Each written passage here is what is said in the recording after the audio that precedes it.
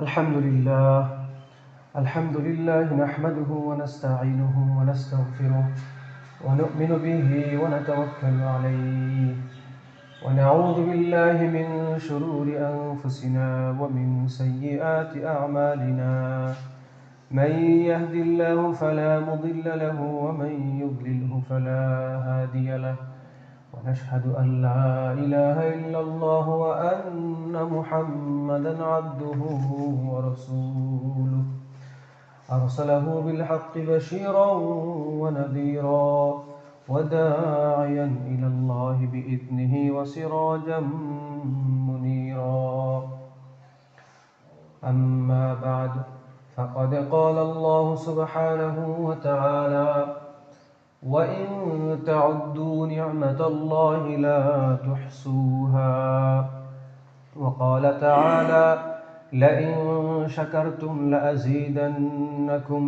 ولئن كفرتم إن عذابي لشديد وقال رسول الله صلى الله عليه وسلم كن عالما أو متعلما أو مستمعا أو محبا ولا تكن خامسا أو كما قال عليه الصلاة والسلام إن الله وملائكته يصلون على النبي يا أيها الذين آمنوا صلوا عليه وسلموا تسليما اللهم صل على سيدنا ونبينا وشفيعنا وحبيبنا ومولانا محمد صلى الله عليه وعلى آله وأصحابه وبارك وسلم اللهم صل على سيدنا ونبينا وشفيعنا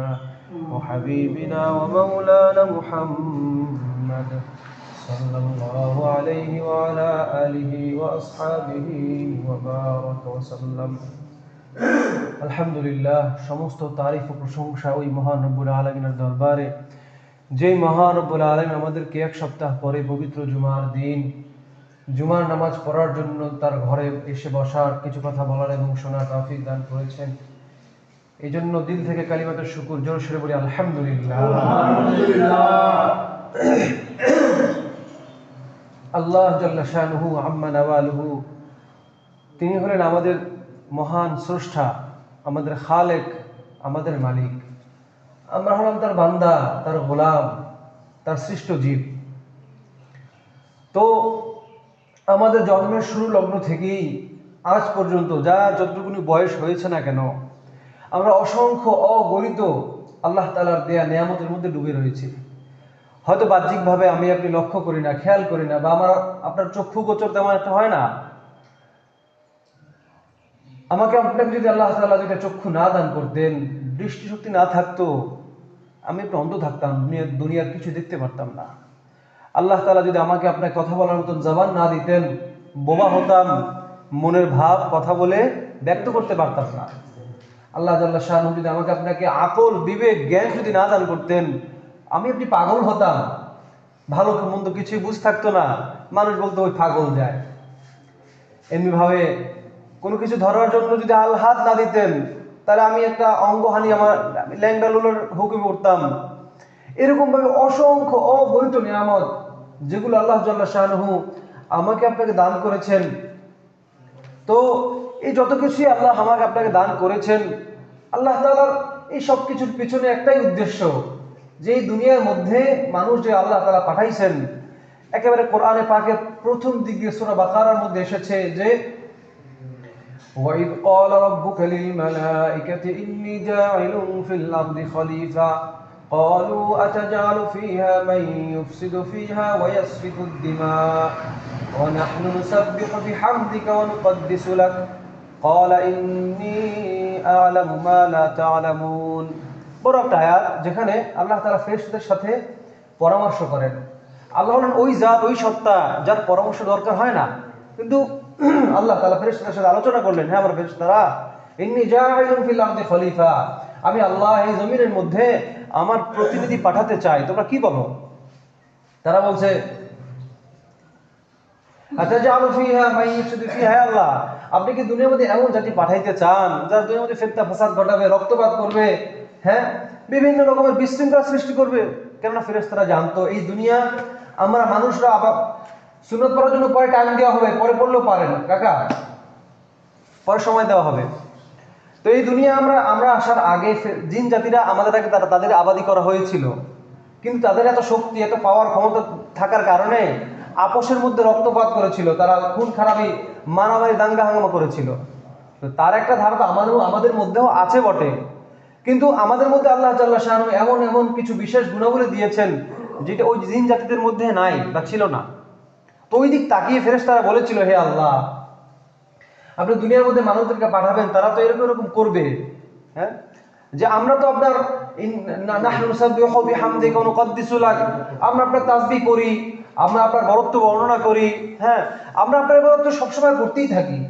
আপনারা হয়তো শুনেছেন, কিতাব এসেছে যে পৃথিবীর মধ্যে আসমানে এমন এমন ফেরেশতা আছে যারা সৃষ্টির শুরু থেকে নিয়ে আজ পর্যন্ত কিয়াম নামাজে কিয়াম করি না আমরা, দাঁড়িয়ে থাকি, ইবাদতে রত আছে। একদল ফেরেশতা রুকু অবস্থায় রত আছে, একদল ফেরেশতা সেজদা অবস্থায় রত আছে। এরকম ভাবে আল্লাহ তাআলা ইবাদত করার জন্য ফেরেশতাদের কোনো কমতি নাই, অসংখ্য অগণিত ফেরেশতা, যাদের আমাদের মতন খাওয়ার কোনো আকাঙ্ক্ষা নাই, শাহওয়াত, নিজের মনোবাসনা পূর্ণ করার কোনো রিপু কোনো নাই, তারা হলেন এমন এমন আল্লাহ তাআলার সৃষ্টি। তো তারা বলেছিল, হে আল্লাহ, আমরা তো আপনার এরকম এরকম ইবাদত করি, মানুষদেরকে আপনি পাঠাতে চাচ্ছেন আল্লাহ। তো আল্লাহ তাআলা বলেন, ইন্নী আ'লামু মা লা তা'লামুন, আমি আল্লাহ যা কিছু জানি ফেরেশতারা তোমরা তা জানো না। তো আমাদের পৃথিবীতে পাঠানো আমাদের বংশধারা আদম আলাইহিস সালামের দ্বারা শুরু হলো, এরপর আজ পর্যন্ত আমরা এসেছি। যেটা বলতেছিলাম যে আল্লাহ তাআলা আমাকে আপনাকে অসংখ্য অগণিত নিয়ামত দান করেছেন। সুবহানাল্লাহ। যা কিছু একটা কথা, কিছু একটা ধারা আপনাদেরকে আমি কিছু বলেছি ইতিপূর্বে একটু আগে। তো মূল কথা যেটা বলতে যাচ্ছিলাম যে আল্লাহ তাআলা আমাকে আপনাকে বানিয়েছেন, এত এত নিয়ামত দিয়েছেন। আল্লাহ তাআলার উদ্দেশ্য হলো যে আমরা এই নিয়ামতগুলো ভোগ করব। দুনিয়ার মধ্যে যে যত জায়গা সম্পত্তি, বাড়ি গাড়ি, ধন দৌলত, হ্যাঁ, নারী, যা কিছু মালিক আছি না কেন, এগুলো ভোগ করব হালাল সুন্নত তরিকায়, আল্লাহ যেভাবে জায়েজি পন্থা রেখেছেন, হ্যাঁ। আর আমরা আল্লাহ তাআলার গোলামি করব, ইবাদত করব। আল্লাহর এত এত এত নিয়ামত খেয়ে, এত নিয়ামত ভক্ষণ করে, উপভোগ করে আমাদের কাজ হলো কি ভাই বলেন? আল্লাহ তাআলার গোলামি করা, আল্লাহ তাআলার পাবন্দি করা। যে হিন্দু, যে খ্রিস্টান, যে বৌদ্ধ, শিখ বা অন্যান্য, শিখ তো মুসলমান একটা শাখা বলে, যদি ওদেরকে মুসলমান বলা হয় না, যত ধর্মই আছে না কেন, ওরা তো আল্লাহকে আমাদের মতন বিশ্বাস করে না, এক নবী মুহাম্মদ সাল্লাল্লাহু আলাইহি ওয়াসাল্লামকে বিশ্বাস করে না। বিধায় তারা তো গোমরা, তারা তো বেঈমান। কিন্তু আমরা যারা মুমিন মুসলমান, আমাদের আকীদা, আমাদের বিশ্বাস এইটাই যে দুনিয়াতে এক সময় আমি আপনি ছিলাম না, এখন আছি, যে কোনো সময় মারা যেতে পারি। কেননা আল্লাহ তো কোরআনে বলেছেন, কুল্লু নাফসিন যায়িকাতুল মাউত, প্রত্যেকটা জীবনওয়ালা প্রাণীকে মৃত্যুর স্বাদ আস্বাদন করতে হবে। আমাদের সাথে লম্বা সময় ছিলেন আমাদের এলাকার কারো ছেলে বয়সের কারো বন্ধু শাহিন ভাই, গত পরশুদিন রাতে ইন্তেকাল করলেন। আমি একটু জানাজা পড়লাম, তাকে তো কবর রেখে আসছি, তাই না? এখন আল্লাহ তাআলা জানেন তার সাথে কি মামলা হইতেছে। আমরা দোয়া করি আল্লাহ তাআলা তাকে জান্নাত নসিব করে, বলি আমিন। তো যে কোনো সময় আমার আপনার ডাক চলে আসতে পারে। এজন্য ভাই, যে কথা মূল আজকে আমার আলোচনার মূল ভিত্তি, সেটা হলো যে আল্লাহ তাআলা আমাকে আপনাকে এত এত নিয়ামত দান করেছেন। আল্লাহ তাআলা এই সমস্ত নিয়ামতগুলো আমি ভক্ষণ করছি, ভোগ করছি, কিন্তু আল্লাহ তাআলা আমার দ্বারা, আপনার দ্বারা কি চান? আল্লাহ চান যে আমি আল্লাহ তাআলার এত এত নিয়ামত ভোগ করে আল্লাহ তাআলার ইবাদত করব, আল্লাহ তাআলার গোলামি করব। এখন বলবেন, হুজুর তাহলে কি ঘর সংসার সব ছেড়ে দিব, চাকরি বাকরি ছেড়ে দেবো, খালি ইবাদতই করব? হুজুর কি বলেন আপনি? না, ইসলাম, রাসূলুল্লাহ সাল্লাল্লাহু আলাইহি ওয়াসাল্লাম, আল্লাহ তাআলা বা হুজুররা ইসলাম এটা বলে না যে আমি কাজ বা চাকরি বাকরি, দোকানপাট সব ছেড়ে দিয়ে সারাদিন ইবাদত ইবাদত ইবাদত। না, ইসলাম কখনোই এটা বলে না।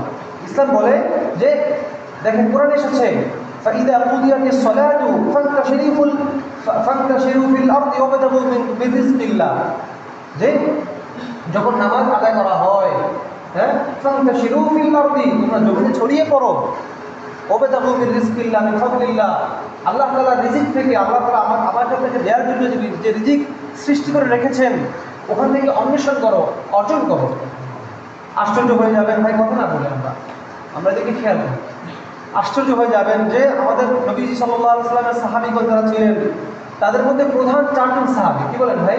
হযরত আবু বকর, ওমর, ওসমান আর কি ভাই? আলী রাদিয়াল্লাহু আনহু। আলী রাদিয়াল্লাহু আনহু জামানায় এক সাহাবী নামাজ পড়ে, কারণ আমাদের মতো যুবক নামাজ পড়ে মসজিদে ঘুরঘুর করতেছিল বা বসে আছে। আমরা করি না, বসে থাকি না, দোয়া কালাম করি। আচ্ছা, একটা বেকার ছেলে সে নামাজ পড়ে মসজিদে বসে থাকবে, এইটা ইসলাম পছন্দ করে না। সে করবে কি? আল্লাহর কাছে দোয়া করবে। কিন্তু ওই সাহাবী হযরত ওমর রাদিয়াল্লাহু আনহু তাকে প্রহার করে বের করে দিয়েছে, তুমি কেন করে বসে আছো? আল্লাহর রিজিক থেকে অন্বেষণ করো, কামাই রোজগার করো। এই জন্য যেটা বলতেছিলাম যে আল্লাহ তাআলার এত নিয়ামত যদি ভক্ষণ করে আমরা আল্লাহ তাআলার ইবাদত করবো। হ্যাঁ ভাই, ইসলাম বৈরাগ্যবাদীকে পছন্দ করে না, আপনাকে আমাকে বলেও না এরকমটা করতে। বরং আল্লাহ তাআলা রোজানা 5 ওয়াক্ত নামাজ আমার উপর, আপনার উপর, আমাদের সবার উপর, আকিল বালেগ নারী পুরুষের উপর ফরজ করে দিয়েছেন। তো সুস্থ বিবেক সম্পন্ন উপযোগী নারী পুরুষ 5 ওয়াক্ত নামাজ পড়বে, পড়বো। ধনী হলে হজ করবো, যাকাত দিব। হ্যাঁ, এরকম ইসলাম যে বেনা, ইসলামের যে হুকুম আহকামগুলো, এইগুলি যথাযথ পালন করবো। এটা আমাদের কাছে থেকে আল্লাহ তাআলা চান। দেখেন আজকে আমরা রোজগার, ব্যবসা বাণিজ্য, চাকরি এগুলোকে এমন বানিয়ে নিয়েছি যে এটাই আমার খোদা, এটাই আমার রিজিক, এটাই আমার সব। প্রিয় ভাইয়েরা, এটা মাথায় রাখবেন যে চাকরি আমাকে আপনাকে খাওয়াইতে পারে না, ব্যবসায়ী আমাকে আপনাকে খাওয়াইতে পারে না। হ্যাঁ, বড় কোনো আপনার কি বলেন অর্থের কোনো ইনকাম সোর্স, ওইটাই আপনাকে আমাকে খাওয়াতে পারে না।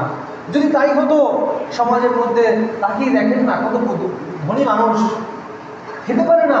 কেন পারে না জানেন? ডাক্তার ডায়েট কন্ট্রোল করতে বলেছে যে আপনি যদি নিয়মিত গোশত খান, আপনার প্রেশার বেড়ে যাবে, ডায়াবেটিস বেড়ে যাবে, আপনি অল্পতেই মারা যাবেন। আপনি যদি এইটা খান, মিষ্টি খান, চিনি খান, এই খান, ওই খান, তাহলে আপনি অসুস্থ হয়ে পড়বেন। সে অনেক কামাই করেছে, কিন্তু সে খেতে পারে? বলেন পারে না। এরকমভাবে অনেক মহিলাদের ক্ষেত্রে, পুরুষদের ক্ষেত্রে আছে। এই জন্য ভাই, কামাই তো অনেক করবো, খেতে কয়জন পারে? কতটুকু বা খেয়ে যেতে পারি? ধরেন আপনি অসুস্থ হন নাই বা অসুস্থ না, তারপরে কতগুলো আর খাবেন বলেন?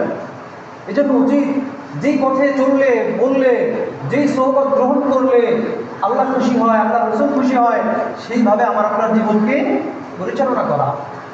আজকে সমাজের মধ্যে এত এত বিপর্যয়, এত অবক্ষয়, যেটা বলার ভাষা রাখে না। নামাজের সময় মুয়াজ্জিন সাহেব আজান দেয়, বলে হাইয়া আলাস সালাহ। হাইয়া মানে আসো, আরবিতে হাইয়া মানে আসো, আলাস সালাতি নামাজের দিকে আসো। মুয়াজ্জিন বলে হাইয়া আলাল ফালাহ, কল্যাণের দিকে আসো, কল্যাণ, ভালো, উত্তম, মঙ্গলের দিকে আসো। কই, আমি কিন্তু আসি না, অধিকাংশ মানুষ তো আসে না। সেই হিসেবে বলছি, আমি কিন্তু আসি না, কাজ করছি তো করেই যাচ্ছি, ব্যবসা করছি তো করেই যাচ্ছি। ভাই, আজকে পড়লে কালকে দুদিন, কে খাবে এই টাকা পয়সা? এগুলো আমরা আপনার প্রকৃতপক্ষে কাজে আসবে না। আমি গত সপ্তাহে বলেছিলাম যে মা ইনদাকুম ইয়ানফাদু ওয়া মা ইনদাল্লাহি বাক, যে তোমাদের নিকট যা কিছু আছে এটা হলো ধ্বংস হয়ে যাবে, এটা থাকবে না। ওয়া মা ইনদাল্লাহি বাক, আর আল্লাহ তাআলার নিকট যা কিছু আছে ওইটা স্থায়ী থেকে যাবে। বলেছিলাম এই কথা যে আমি আপনি মনে করি আমার টাকা পয়সা, গাড়ি বাড়ি, ধন দৌলত, সুন্দর স্ত্রী, মরে যাব, সব শেষ, আমার মালিকের আর কেউই নাই। স্ত্রী বিধবা হয়ে গেল, সন্তানাদি এতিম হয়ে গেল, জায়গা জমির মালিকেরা তাদের ওয়ারিশে চলে গেল, তা আমার কি রইল? ওমা ইনদাল্লাহি বাক, আর আল্লাহ জাল্লা শানুহু আম্মা নাওয়ালুহু, তার নিকট যা আছে ওইটা বাকি রয়ে গেল। সেটা কি? দুনিয়াতে বসে সুবহানাল্লাহ, আলহামদুলিল্লাহ, আল্লাহু আকবার, লা ইলাহা ইল্লাল্লাহ, আমি যদি জিকির আজকার করলাম, 5 ওয়াক্ত নামাজ পড়লাম, দান সালাম করলাম, এটা যে সওয়াবটা কিরামান কাতিবিন, আমার কি লিখে রাখছি রাখে না বলেন, এটা আল্লাহ তাআলার নিকট মাহফুজ হেফাজত থাকবে। দুনিয়ার মধ্যে যেরকম মোবাইলে, কম্পিউটার আমরা হেফাজত করে রাখি, অডিও ভিডিও, পড়াশোনা, লেখা, বিভিন্ন কিছু, ওরকম ফেরেশতারা কি করেছে, আমার আমল নামাগুলো সেভ করে রেখেছে। তো যে ভালাইগুলো করলাম ওইটাই থেকে যাবে। এই জন্য ভাই, যে আমরা দিন থেকে যদি গুরুত্ব দেই, কাজ করি, ব্যবসা করি, অন্যের চাকরি করি, নামাজের ওয়াক্ত হইলে নামাজটাও করে নেই। আপনাকে আল্লাহ তাআলা টাকা দিয়েছেন, নেশার পরিমাণ স্বর্ণ দিয়েছেন, রূপা দিয়েছেন, কিংবা ক্যাশ দিয়েছেন, তো আপনি বছর ঘুরতে টাকা সদকা দেন, যাকাত দেন, আলহামদুলিল্লাহ। আপনার উপর হজ ওয়াজিব ফরজ হয়েছে, জীবনে একবার হলেও হজ করতেই হবে। হজটা করে ফেলার, আল্লাহ তাআলা খুশি হবে, আল্লাহ রাসূল খুশি হবে। এজন্য ভাই দিনদারিতার দিকে লক্ষ্য রাখতে হবে। রাসূলুল্লাহ সাল্লাল্লাহু আলাইহি ওয়াসাল্লাম হাদিসে পাকের মধ্যে বলেন, কুন আলিমান আও মুতাআল্লিমান আও মুস্তামিআন আও মুহিব্বান ওয়ালা তাকুন খারিসান। হে আমার উম্মতরা, কামা ক্বালা আলাইহিস সালাতু ওয়াস সালাম, তোমরা আলেম হও, তোমরা আলেম হও, দ্বীনের ইলমের আলেম হও। যদি আলেম হতে না পারো, আলেমের ছাত্র হও।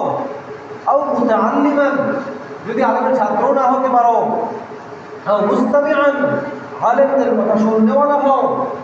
যদি তাও না হতে পারো, বা যে যতটুকু হতে পেরেছো, অথবা আলেমদেরকে ভালোবাসতেওয়ালা হও। আলেম হও, আলেমের ছাত্র হও, আলেমদের কথা শুননেওয়ালা হও, আলেমদেরকে ভালোবাসতেওয়ালা হও। ওয়ালা তাকুন খামিসান, এই চারটা গুণের বাইরে পঞ্চম নাম্বার তোমরা হইও না, তাতে হইলে তবে তোমরা ধ্বংস হয়ে যাবে। আলেম হওয়া আমার আপনার সবার দ্বারা সম্ভব না। অনেকের বয়স হয়ে গিয়েছে, সংসার পরিবার আছে, সন্তান বাচ্চা কাচ্চা আছে, তো আপনাকে পরিবার পরিচালনা করতে হয়, বিধায় আপনার দ্বারা চাইলে আলেম হওয়া সম্ভব না। আর যাদের দ্বারা সম্ভব তারা চাইলে হতে পারবো। তো আপনি চাইলেই এই যে হুজুরদের মাজলিসে গিয়ে বসা, ওয়াজ মাহফিলে বসা, এরপরে ভক্তি শ্রদ্ধা যে সমস্ত আলেমদের কাছে আমাদের সাথে মহব্বত আছে, তাদের থেকে মাসলা মাসাইল জেনে নেওয়া, এগুলো তো পারি। কি বলেন, পারি কি পারি না? পারি। হক্কানি পীর যারা আছে, ভণ্ড না, ভণ্ড পীরই বেশি আছে, কিন্তু হক্কানি পীর খুঁজতে আপনি পেয়ে যাবেন। তাদের সাথে শ্রোবাদ সম্পর্ক রাখা। এরপরে হযরত ইলিয়াস সাহেব রাহমাতুল্লাহি আলাইহি যে একটা ভ্রাম্যমান মাদ্রাসা তৈরি করে গিয়েছেন, যেটাকে তাবলীগ জামাত নামে আমরা জানি।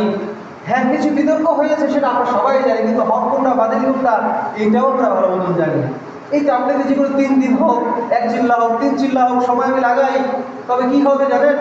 আমার আপনার মতো স্বাভাবিক সাধারণ মানুষ, ডাক্তার, ইঞ্জিনিয়ার, শিক্ষক, পুলিশওয়ালা, সরকারি চাকরিওয়ালা, কত মানুষ আছে। আপনারা এখন তো নেটের যুগ, ঘাটে দেখতে পাবেন, তারা এরকম তাবলীগের সোহবতে সময় লাগিয়ে তারা আল্লাহ হয়ে গিয়েছে। সে যে সাধারণ মানুষ বলতেই পারা যায় না। আমার সেদিন যা পুলিশে চাকরি করে, কিন্তু তার লেবাস পোশাক দাড়ি দেখলে বুঝবেনই না সে একজন পুলিশ।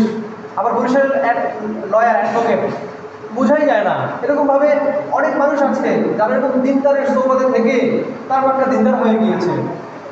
চলার জন্য যে সমস্ত ফরজ, সুন্নত, ওয়াজিব, মুস্তাহাব, মাকরুহাত, যে সমস্ত বিষয় এলেম আমার আপনার থাকা দরকার, জানা দরকার, এই বিষয়গুলো আপনি কিতাব পড়ার দ্বারা, আলেমদের সঙ্গে সময় লাগানোর কারণে জেনে ফেলতে পারবো।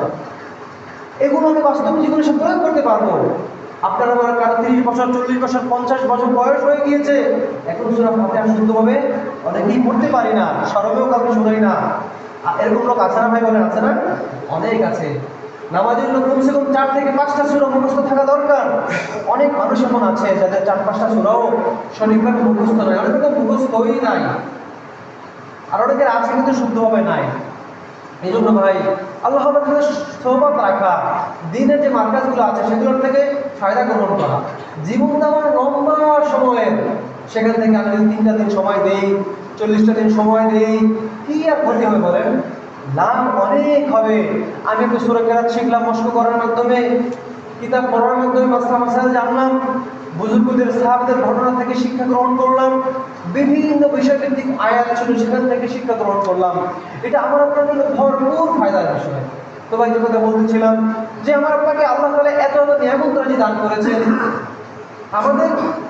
আমাদের অভ্যাস কি, আমাদের তবিয়ত কি জানেন? একটা প্রবাদ আছে যে man gets and forgets, Allah gives and forgives. যে আল্লাহ তাআলা মানুষদেরকে, বান্দা বান্দীদেরকে দান করেন, হ্যাঁ দান করেন এবং ক্ষমা করে দেন। আর মানুষের স্বভাব হলো যে মানুষ গ্রহণ করে, আল্লাহ তাআলার নিয়ামত মানে বিভিন্ন কিছু পায়, আবার এগুলো নাশুকরগুজার হয়ে যায়। এজন্য ভাই আল্লাহ তাআলার শুকরগুজার বান্দা হওয়ার চেষ্টা করা।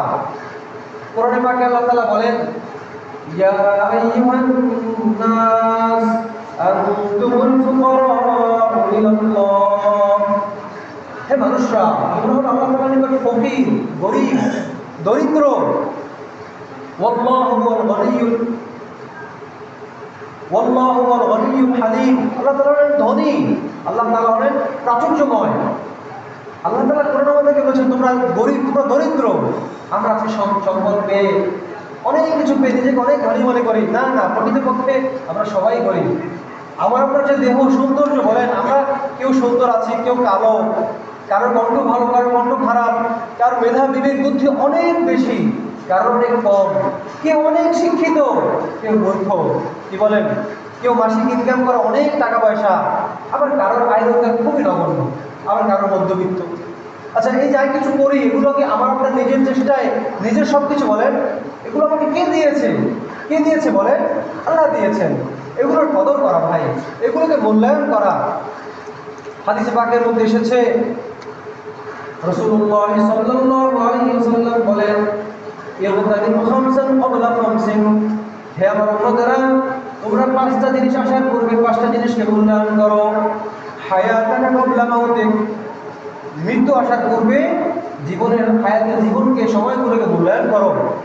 ফারাগাকা ক্বাবলা শাগলিক, তোমার সমর ব্যতিব্যস্ততা আসার পূর্বে যে অবসর সময়গুলো আছে, এই অবসর সময়গুলোকে মূল্যায়ন করো। যে না ক্বাবলা ফাকরিক, তোমার দারিদ্রতা চলে আসার পূর্বে যে ধনাঢ্য ধনী তুমি আছো, এই ধনাঢ্যতার মূল্যায়ন করো। শাবাবাকা ক্বাবলা হারামিক, তোমার বার্ধক্য চলে আসার পূর্বে এই যৌবনকাল যাদের আছে, এই যৌবনকালকে মূল্যায়ন করো। ওয়াসিহহাতাকা ক্বাবলা সাকামিক, আর তোমাদের অসুস্থতা চলে আসার পূর্বে সুস্থ থেকে মূল্যায়ন করো। সম্মানিত ভাইয়েরা, বন্ধুরা, পাঁচটা নিয়ামতের কথা বললাম আমি, যে সুস্থতা, হায়াতের জীবন, দারিদ্র, ধনাঢ্যতা, যৌবনকাল, এরপরে অবসর সময়, মোট পাঁচটা নিয়ামতের কথা বললাম। এই নিয়ামতগুলো অত্যন্ত অনেক দামি। বলেন কি বলেন ভাই, দামি না? হায়াতের জিন্দগি মূল্যই শেষ, তো এই মধ্যে যা কিছু করতে পারবো, এটাই তো আমার, যে কথা আপনাকে বলে আসছি। এরপরে যে ব্যক্তি ধনী আছেন, এই ধনাঢ্যতা সবসময় থাকে না। সমাজের দিকে তাকালে দেখতে পাবেন কত মানুষ অঢেল সম্পদ রেখে যায়, দুনিয়া রেখে চলে যায়, তো সন্তানাদের এগুলোকে সদ্ব্যবহার করতে পারে না, সব নষ্ট করে ফেলা, কিচ্ছু বাকি রাখে না। এমনকি অনেকে অহংকার করে বেড়াই। হ্যাঁ, অহংকারের ফলে সব কিছু ধ্বংস হয়ে যায়। একটা ঘটনা না বললেই নয়, ভারত উপমহাদেশে এক জমিদার ছিল, এবং ওই দেশে পৃথিবীতে সবচেয়ে বোধহয় বেশি ট্রেন চলে। আপনারা জানেন যে ওই জমিদারের কয়েকটা ট্রেন স্টেশনের মালিক ছিল সে, টাকা পয়সা ইনকাম হতো সব তার, এরকম অনেকগুলো বাড়ি ছিল, বিভিন্ন রকমের জায়গা ছিল। তো সে একদিন একটা রেল স্টেশনের সামনে দাঁড়িয়ে তার এক বন্ধুর সঙ্গে গল্প করতেছিল। আর ওই বন্ধুটা ছিল গরিব, মধ্যবিত্ত, স্বাভাবিক ঘরের মানুষ। যে বন্ধু, আমার আল্লাহ তার দিক দেখুন, কারণ আমার এত সম্পদ, আমার 14 পুরুষ খেয়েও এগুলো পুরোইতে পারবে না, আমার এত সম্পদ, গৌরব দম্ভ করে সে বলতেছিল। আল্লাহ তাআলার কাছে এই বিষয়টা অপছন্দনীয় মনে হয়, আল্লাহ তাআলা এটাকে ভালোভাবে নেন নাই। তো ওই ব্যক্তি কিছুদিন পরে মারা যায়। যখন সে মারা যায়, তার একমাত্র একটা ছেলে ছিল, যুবক ছেলে, আর কেউ ছিল না দুনিয়াতে। যুবক বয়স, এই বয়সে মানুষ পাগলা ঘোড়ার মতো ছুটে বেড়ায়, বিভিন্ন দিকে মানুষের মন টানে, অনেক গুণের মধ্যে জড়িয়ে যায় মানুষ, এটাই স্বাভাবিক বয়সের তারুণ্যের কারণে। তো ওই যুবক, অনেক বন্ধু বান্ধব আছে তাকে বন্ধুরা ডাকে, বন্ধু এদিকে আসো, সে ওদিকে যায়, বন্ধু ওদিকে আসো, ওদিকে যায়, নাইট ক্লাবে যায়, মদের বারে যায়, সে জুয়া খেলে বেড়ায়। এরকমভাবে যে সমস্ত কাজ করলে টাকা পয়সা প্রচুর পরিমাণে উড়ানো হয়, সে এইগুলোর মধ্যে ব্যতিব্যস্ত হয়ে গিয়েছে। ফলে অল্প দিনের মধ্যেই যে ক্যাশ টাকা পয়সা ছিল, সেই টাকাগুলো শেষ হয়ে গেছে, ফুরিয়ে গিয়েছে। এরপরে সে তার বাবার জায়গা বেচা শুরু করছে। কি বলেন, যখন মানুষ নেশায় পড়ে, বিভিন্ন রকমের মাদকাসক্ত হয়, তখন তার মাথা ঠিক থাকে? বলেন ভাই, বলেন, মোটেও ঠিক থাকে না। তো সে যেটা দাম ছিল এত, সেটা অল্প দামে বিক্রি করতেছিল। এক একদিন এক একটা বিক্রি করে, আর বন্ধু বান্ধবের সাথে আড্ডা মেরে সে টাকা পয়সাগুলো উড়ায় ফেলায়। এরকম করতে করতে করতে করতে এক পর্যায়ে শুধু থাকার যে বসত ভিটাটা ছিল, ওই বসত ভিটাটা ছাড়া সব শেষ। এখন তার ভিতরে তো আসক্তি, সে তো মাদকাসক্ত। যখন তার ওই ভিতরে যে ওই কি বলবো, ওই ইয়েটা ভিতরে জেগে ওঠে, তখন সে ঠিক থাকতে পারে না। মাদক খাবে, মদ খাবে, আর ঠিক থাকতে পারে না। এক পর্যায়ে সে বসত ভিটাটাও বিক্রি করে দেয়। এখন সে পুরো নিঃস্ব, তার আর কিছু নাই। যখন এই টাকাটাও ভাইরা শেষ হয়ে গেল, এখন সে ভিক্ষা করা শুরু করছে। ভিক্ষা করতে করতে করতে এই দরজায় ভাই আমাকে 2টা টাকা দেন, এর কাছে যা 2টা টাকা দেন, এরকম করতে করতে একদিন ওইখানে চলে গিয়েছে। আল্লাহ কি কারিশমা, কি মহিমা! যেইখানে বসে, যে স্টেশনে বসে তার বাবা অন্য লোকের সামনে দাঁড়িয়ে গর্ব করতেছিল যে আমার এত এত সয় সম্পত্তি আছে, আমার 14 পুরুষ খেয়েও শেষ করতে পারবে না, ঠিক ওইখানে দাঁড়িয়ে সে এক ব্যক্তির কাছে ভিক্ষা চাইতেছিল। আর সেইটা যে ব্যক্তির সাথে তার বাপে অহংকার করেছিল সে দেখতেছে। তখন ভাবতেছে, হায় দুনিয়া, এর বাবা 6 মাস, 1 বছর, 3 মাস আগে আমার সাথে গৌরব করে, আর আজকে তার ছেলের এই অধপতন, অবশেষে দেখছি সে এখন সেখানে দাঁড়িয়ে ভিক্ষা করতেছে। এই জন্য ভাই মূল কথা হলো এইটাই, ধনাত্মতা মানুষের চিরকাল থাকে না। কোন যুগে বহু জমিদার ছিল, টাকা পয়সাওয়ালা ছিল, তাদের বংশ পরম্পরার পরবর্তী যারা আসছে তারা ফকির, দরিদ্র। এই ইতিহাস নতুন আপনারা জানেন। এই জন্য ভাই ধনাত্মতাকে মূল্যায়ন করা। আপনার টাকা আছে, আপনার জন্য উচিত ভালো পোশাক পরা। কেন আপনি কার্পণ্য করবেন? আপনি ভালো খাবার খাবেন, এটা আপনার উচিত, কিন্তু সদকাও করেন। অন্য গরিবদের দিকে তাকান, সমাজে যারা নিম্ন শ্রেণী আছে তাদের দিকে তাকান, আল্লাহ তাআলা আপনার উপর খুশি হয়ে যাবে। এই ধনাত্মতা কাজে লাগবে। যে হাদিসে বলা হয়েছে যে ধনী মানুষরা গরিবদের 500 বছর পরে জান্নাতে যাবে, আর গরিবরা ধনীদের 500 বছর আগে জান্নাতে চলে যাবে। তো যারা এরকম ধনী হওয়া সত্ত্বেও তার ধন দৌলতের সদ্য ব্যবহার করবে, তারা ওটার অন্তর্ভুক্ত হবে না। কেন? তারা তো সঠিকভাবে হিসাব দিতে পারবে, তারা সুন্দর করে জান্নাতে চলে যাবে। হাদিস আছে যে নরম নরম বিছানায় বসেও অনেক মানুষ আল্লাহ তাআলা তাসবিহ করবে, নিজেই আমল করবে, অথচ তারা জান্নাতি। এখন নরম নরম বিছানায় সবাই তো পড়তে পারে না, তাকে আল্লাহ তাআলা ব্যবস্থা করে দিয়েছে, সে ধনের মালিক হয়েছে আরামভাবে, সে পরে এখানে সে আমল করে, সমস্যা কি? কোনো সমস্যা নেই। এই জন্য ভাই যে কথা বলতেছিলাম, যে ধনাত্মতা মূল্যায়ন করা। আপনি সুস্থ আছেন, জানি কখন কার কোন রূপ ধরা খেয়ে যায়, কিভাবে অসুস্থ হয়ে পড়ে কে বলতে পারি না। এই জমানায় এত এত বেশি স্ট্রোকের ঝুঁকি মানুষের, এটা বলার বাহুল্য। যখন তখন যুবক মানুষ স্ট্রোক করে, বৃদ্ধ মানুষ, মধ্যবয়স্ক মানুষ স্ট্রোক করে, প্যারালাইজড হয়ে যায়, হ্যাঁ, মুখ বেঁকিয়ে যায়, কথাই বন্ধ হয়ে যায়, শরীর কাঁপানো শুরু হয়ে যায়, রোগের শেষ নেই। শেষ জামানায় এত এত বেশি রোগ যা মুখে ভাষায় বলার মতন না। এই জন্য ভাই সুস্থতার মূল্যায়ন করবো আমরা। আরো বলেছিলাম যে যৌবনকাল হেফাজত করা। কিতাব এসেছে যে প্রত্যেক নবী যৌবনকাল থেকেই আবেদ ছিলেন, ইবাদত গুজার ছিলেন। আর এই যৌবনকালের প্রত্যেকটা মানুষের ইবাদত, নারী হই পুরুষ হই, এটা নবীওয়ালা ইবাদতের সমতুল্য। এই জন্য যুবককালের ইবাদত আমল আল্লাহ তাআলার কাছে অনেক প্রিয়। কেন জানেন? যে বৃদ্ধ হয়ে যায় সে লম্বা সময় ওযু ধরে রাখতে পারে না, বাতাস বের হয়ে যায়, হাঁটুতে বল থাকে না, স্মরণ শক্তি দুর্বল হয়ে যায়, আর কত যে সমস্যা, দীর্ঘ সময় দাঁড়িয়ে থাকতে পারে না। এই জন্য ভাই যুবককাল কিংবা যুবক না, মধ্যম বয়স্ক সুস্থ আছি, এই যুবক বয়সকে, সুস্থতা বয়সকে মূল্যায়ন করা। অসুস্থতা চলে আসার পূর্বে, বিমারি চলে আসার পূর্বে। আরেকটা কথা না বললেই নয়, বর্তমান সময়ে ভাই আমার আপনারা যারা সন্তান আছেন, যারা বাবা মা আছেন, তাদের জন্য দু একটা কথা বলতে হয়। দেখেন, আপনাদের ঔরসে, আমাদের ঔরসে সন্তানাদি হয় বা আছে, এদের কয়েকটা হক আছে, অনেক হক আছে। তার মধ্যে থেকে দু একটা আমি বলি। তার একটা সুন্দর ইসলামিক নাম রাখা, তার জন্য সুন্দর মা নির্বাচন করা, দিনদার মা নির্বাচন করা, এরপরে তাকে দিনদারিতার উপর গড়ে ওঠানো। আজকে আমাদের সমাজে, আমাদের ঘরে আমরা নিজেরাই দিনদার না, আমাদের ঘরের মহিলার ওরকম দিনদার না। অনেকে আমরা নাম রাখি উল্টা পাল্টা, কি রাখি না রাখি, অনৈসলামিক নাম। এগুলো থেকে আমাদের হেফাজত থাকা উচিত। আজকে আপনি হচ্ছেন গার্জিয়ান, আপনি বাবা, আপনি ঘরের সবচেয়ে বড় ছেলে বা বড় ভাই, আপনার চোখের সামনে আপনি নামাজে, আপনার ছোট ভাইটা নামাজ পড়ে না, আপনি বাবা, আপনার চোখের সামনে আপনার মেয়ে ছেলেরা নামাজ পড়ে না, তো আপনি কিছুই বলেন না, আপনি দেখেই যাচ্ছেন। না না, এটা ইসলামের আমাকে আপনাকে বলে না। আজকে যদি আপনি তাদেরকে না বলেন, একটা সময় আসবে যখন তাদের উপর থেকে আপনি কর্তৃত্ব হারিয়ে ফেলবেন। এখন যদি না বলেন তখন আর বলতে পারবেন না। আর কর্তৃত্ব থাকুক বা না থাকুক, আপনি কামাই ক্ষম থাকেন বা কামাই থেকে অক্ষম থাকেন, কিয়ামতের দিন আল্লাহ তাআলা যে আমাকে জিজ্ঞেস করবে, আপনাকে জিজ্ঞেস করবে, সেখান থেকে মোটেও বাঁচতে পারবো না। একটা হাদিসের ঘটনা না বললেই নয়। এক মহিলা কিয়ামতের দিন তাকে আল্লাহ তাআলা জাহান্নামের ফয়সালা করবে। তখন সে বলবে, হে আল্লাহ, দুনিয়ার মধ্যে বসে একটা আয়াত আছে যে রব্বানা আতানা সাদাতানা ওয়া কুবারানা ফাআদাল্লুনা সাবিলা। রব্বানা, আতিহিম দি'ফাইনি মিনাল আযাব। অর্থ হচ্ছে এই, হে আল্লাহ, দুনিয়াতে বসে আমি তো আমার বাবা মা, আমার বড়দের আনুগত্য করেছিলাম, হ্যাঁ, কিন্তু তারা আমাকে পথভ্রষ্ট করেছে। কিভাবে করে সেটা বলতেছি পরে। তো রব্বানা আতিহিম দি'ফাইনি মিনাল আযাব, হে আল্লাহ, তাদেরকে আপনি যে আযাব দিচ্ছেন এই জাহান্নামীবাসীদেরকে, তাদেরকে ডাবল আযাব দেন, ডাবল শাস্তি দেন। বলে কেন? দুনিয়ার মধ্যে বসে একসাথে থাকতাম, খাইতাম, পড়তাম, ঘুমাইতাম, তারা নামাজ পড়েছে, আমার বাবা নামাজ পড়েছে, আমাকে নামাজ পড়তে বলে নাই, আমার ভাই নেকামল করেছে, আমি অসৎভাবে চলেছি, আমাকে সে ডাক দেয় নাই, আমার মা আমাকে এসে নামাজ পড়েছে, নামাজি ছিল, নেকামল বলে ছিল, আমাকে পর্দার ব্যাপারে বলে নাই, আমাকে নেকামল করতে উৎসাহিত করে নাই, আমার স্বামী, আমার ছেলে, এরা আমাকে বলে নাই।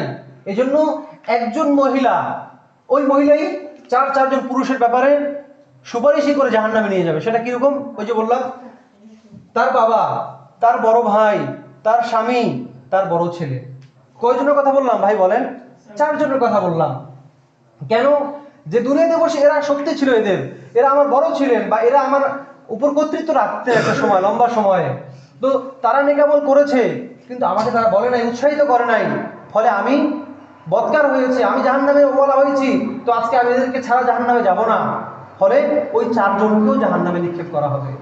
এই জন্য ভাই, আপনি ঘরের স্বামী হন, ঘরের পিতা হন, ঘরের এমন ব্যক্তি হন যার কর্তৃত্ব ঘরে চলে, আপনি নিজে আমলওয়ালা হওয়ার চেষ্টা করেন।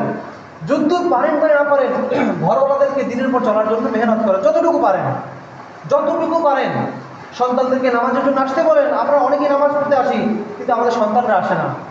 তাদেরকে বলতে হবে। গত সপ্তাহে বলেছিলাম যে কিয়ামতের দিন ভাই ভাই থেকে পলায়ন করবে, স্বামী স্ত্রী থেকে পলায়ন করবে, এরকম প্রত্যেকে থেকে পলায়ন করবে। কেন?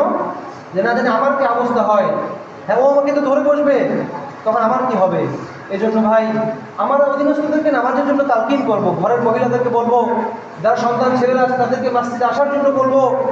আমরা পারবো কি পারবো না বলেন ভাই? পারবো তো ইনশাআল্লাহ? সবাই বলি ভাই, পারবো তো ইনশাআল্লাহ? হ্যাঁ। আর হচ্ছে কি, যারা যুবকরা আছে মসজিদে আসবো, নেক আমলের আমরা সবসময় এগিয়ে থাকার চেষ্টা করব। আর একটা কথা, যে আমাকে বলা হয়েছিল, আমাদের ধর্মাজি মাদ্রাসায় অনেক দরিদ্র ছাত্ররা আছে, হ্যাঁ, আর আপনারা যারা হাদিসে আছে, যদি কেউ কোনো মানুষকে নেকের দিকে সাহায্য করে, তাহলে নেক আমল যে করবে সে সব তো যতটুকু পাওয়ার পাবেই। এই সব যার সাহায্যে সে নেক আমল করতে পারতেছে, সেও বরাবর পাবে। আমার আপনার খরচায় যদি কোনো ছেলে পড়াশোনা করে বা আলেম হয়, হাফেজ হয়, আল্লাহর কসম করে বলছি, ওই ছেলে হাফেজ যদি সব পাবে, সমান সব আমার আমলনামা জারি থাকবে, চলমান থাকবে। হ্যাঁ, এরকম। এখন আমি হাদিসটা গুছিয়ে আনি, মাথা আসতেছে না, যে যদি নেক আমল করে অন্য সহায়তায়, তাও যে সহায়তা করবে সে সমান সওয়াব পাবে। আপনাদের এইসব এলাকায় আমাদের বড় হুজুর রহমতুল্লাহ আব্দুল হক সাহেব জীবিত থাকা অবস্থায় অনেক জায়গির ছিল, অনেক কি বলেন, লজিং বা ব্যবস্থা ছিল। তো এখন অনেকটাই নেই, বা আমরা এরকম আসা যাওয়া নাই, বা ব্যবস্থা নেই।